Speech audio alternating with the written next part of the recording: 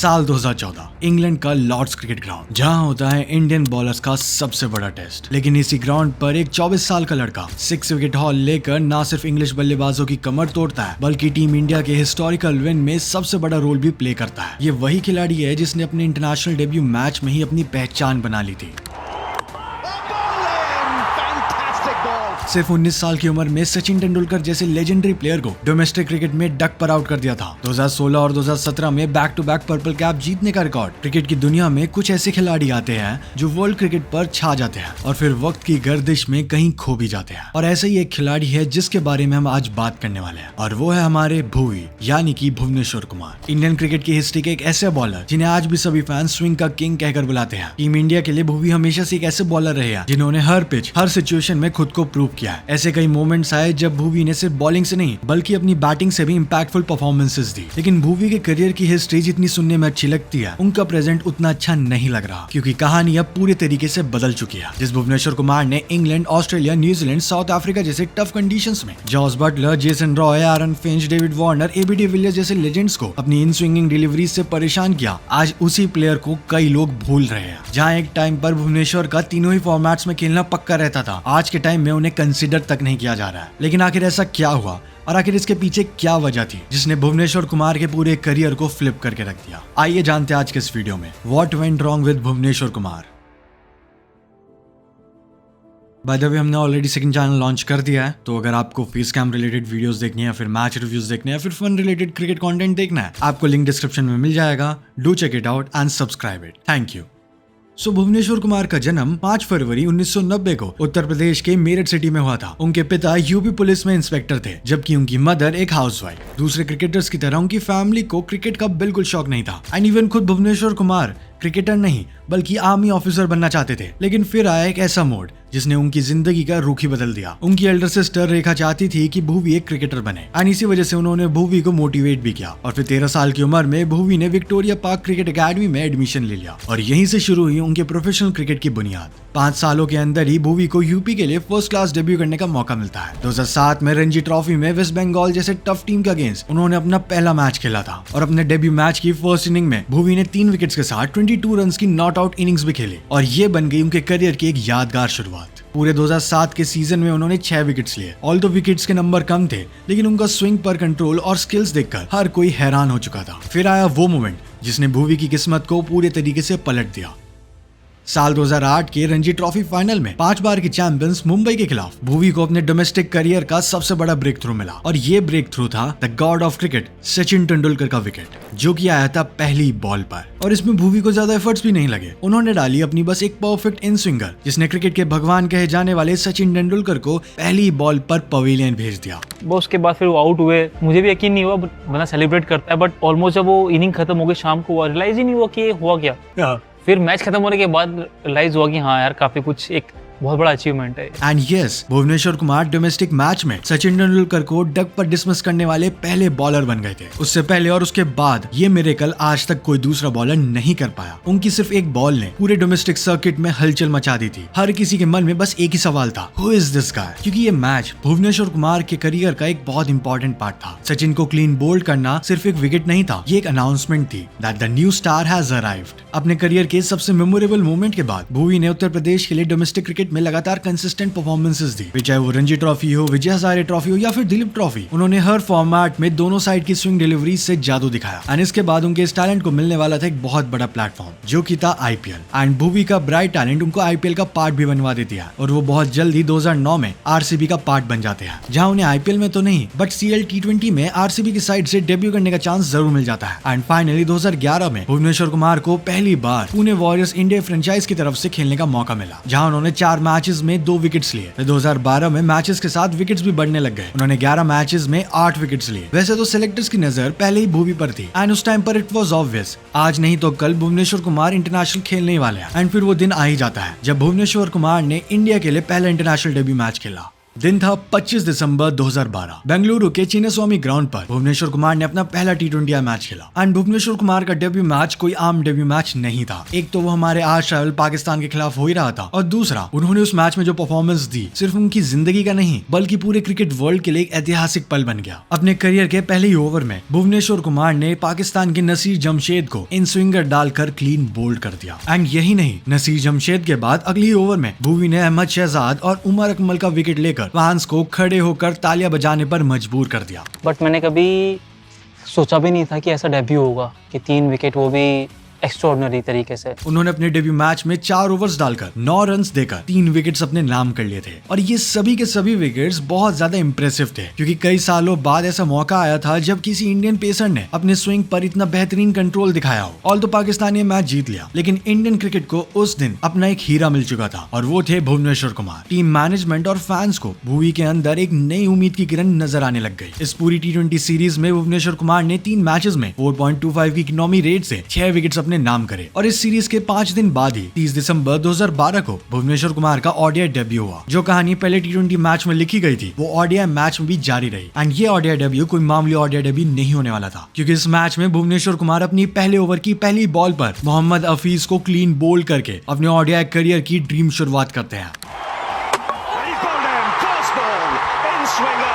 It's a dream ball and it's a dream debut. Look at the seam position.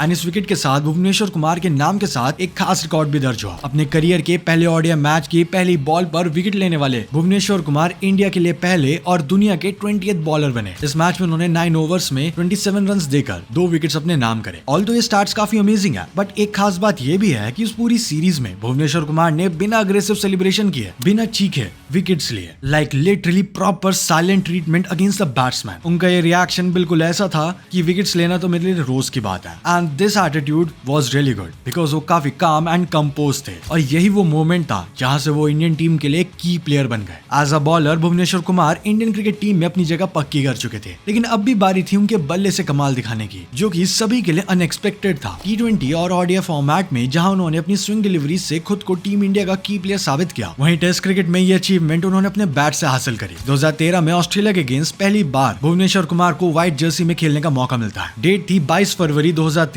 जब भुवनेश्वर कुमार चेन्नई के ground पर test debut करते हैं। अपने टेस्ट करियर की पहली इनिंग्स में भुवी को कोई विकेट तो नहीं मिला लेकिन उन्होंने इसकी कमी अपने बैट से पूरी कर दी। भुवनेश्वर कुमार ने 97 बॉल्स में 38 रन्स की एक इंपॉर्टेंट इनिंग्स खेली और MS धोनी के साथ मिलकर 10th विकेट के लिए 140 रन्स की एक रिकॉर्ड ब्रेकिंग पार्टनरशिप बनाई और इसी के साथ टेस्ट डेब्यू में 10th नंबर पर सबसे ज्यादा रन्स बनाने वाले बल्लेबाज बन गए भुवनेश्वर कुमार। ये टेस्ट मैच टीम इंडिया ने 8 विकेट से जीता और इस जीत में भुवनेश्वर कुमार ने काफी इंपॉर्टेंट रोल प्ले किया। इसके बाद 2013 चैंपियंस ट्रॉफी में भी भुवनेश्वर कुमार टीम इंडिया की जीत के एक बड़े हीरो रहे। 5 मैचेस में 6 विकेट्स और इकोनॉमी सिर्फ 3.90 की। टीम इंडिया चैंपियंस बनी और यही से शुरुआत हुई भुवनेश्वर कुमार के हिस्टोरिकल जर्नी की। 2014 से लेकर 2017 तक भुवनेश्वर कुमार ने एक के बाद एक कई रिकॉर्ड्स बनाए। न्यूजीलैंड, श्रीलंका, वेस्ट इंडीज और इंग्लैंड जैसी टीम के अगेंस्ट भुवी ने लगातार बायलैटरल सीरीज में टीम के लिए कई बार मैच विनिंग परफॉर्मेंसेस दी। फिर 2014 में सनराइजर्स हैदराबाद ने पहली बार भुवनेश्वर कुमार को अपनी टीम के साथ जोड़ा और उन्होंने पहले सीजन में SRH के लिए 14 मैचेस में 6.65 की इकोनॉमी के साथ 20 विकेट्स अपने नाम करे और उस सीजन के वो 3rd हाईएस्ट विकेट टेकर भी बन गए। IPL के बाद सितंबर 2014 में इंग्लैंड का टूर आया जो कि भुवनेश्वर के टेस्ट करियर के पॉइंट ऑफ व्यू से सबसे यादगार मोमेंट साबित हुआ। उन्होंने इस सीरीज के 5 टेस्ट मैचेस में 19 विकेट्स लिए और 247 रन्स भी बनाए जिसमें शामिल थी लॉर्ड्स के क्रिकेट ग्राउंड पर वो ऐतिहासिक 6 विकेट हॉल की performance.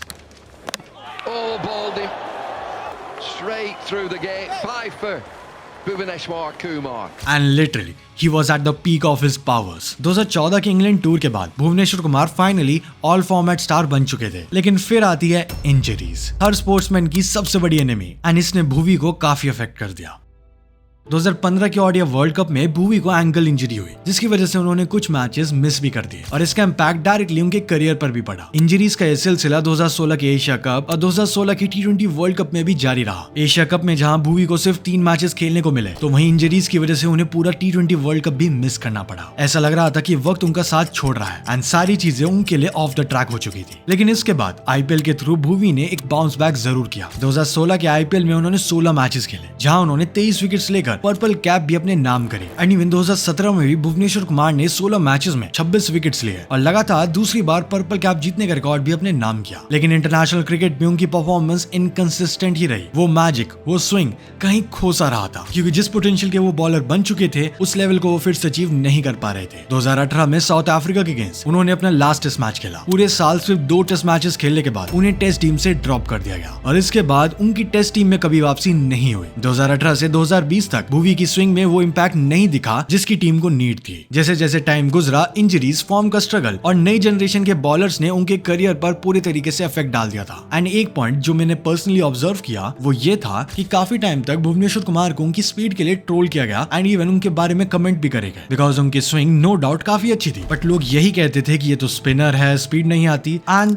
This actually led him to increase the speed, जिस वजह से जो उनका नेशनल गेम था वो पूरा डिस्टर्ब हो गया एंड उन्होंने इंजरीज को अपना मेहमान बना लिया, जिसके बाद वो बार बार एक्स्ट्रा एफर्ट्स डालते जिससे वो ज्यादा स्पीड निकाल पाए। ऑल्दो स्पीड इंक्रीज होना स्टार्ट हुई, चीजें बेटर हुई, बट वो चीजें उनकी इंजरी में कन्वर्ट हो गई एंड जिस वजह से उनके फॉर्म में डिक्लाइन ऑलरेडी आना शुरू हो गया था। एंड ये आप उनके करियर के पैटर्न में देख भी सकते हो। साल 2020 में हिप इंजरी ने उन्हें अगले 2 सीजन से ही बाहर कर दिया। 2021 में उनके फादर की डेथ हुई और फिर 2022 में श्रीलंका के अगेंस्ट एशिया कप में उनकी परफॉर्मेंस ने एक साथ काफी क्वेश्चंस खड़े कर दिए। 2022 के एशिया कप में उन्होंने 11 विकेट जरूर लिए, लेकिन लास्ट 2 मैचेस उनके लिए बुरे सपने की तरह साबित हुए। फिर 2022 के T20 वर्ल्ड कप में उनकी परफॉर्मेंस कुछ खास नहीं रही। 6 मैचेस में 4 विकेट्स लेने के बाद उनके लिए मुश्किलें और बढ़ गई। सेमीफाइनल मैच में इंग्लैंड से हारने के बाद भुवी का नाम व्हाइट बॉल क्रिकेट से हमेशा के लिए दूर हो गया।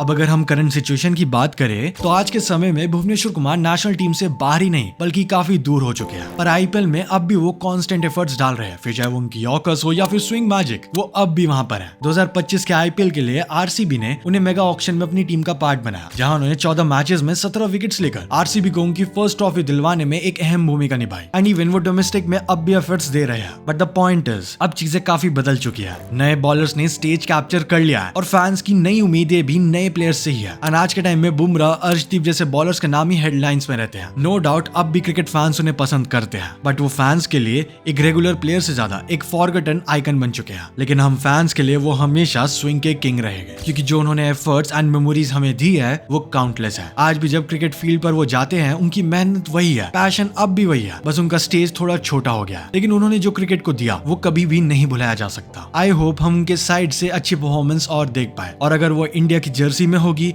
तो और भी अच्छा रहेगा। क्या आपके हिसाब से बीसीसीआई को भुवनेश्वर कुमार को चांस देना चाहिए या फिर ये भुवनेश्वर कुमार के करियर का एंड है? कमेंट करके अपना ओपिनियन जरूर बताना। Well that's it for this video. अगर आपको श्रेयस अय्यर की कैप्टनसी के ऊपर वीडियो देखना है तो यहाँ पर क्लिक करो। अगर आपको गौतम गंभीर की करियर लाइफ के बारे में जानना है तो यहाँ पर क्लिक करो। Thanks for watching, see you in the next one.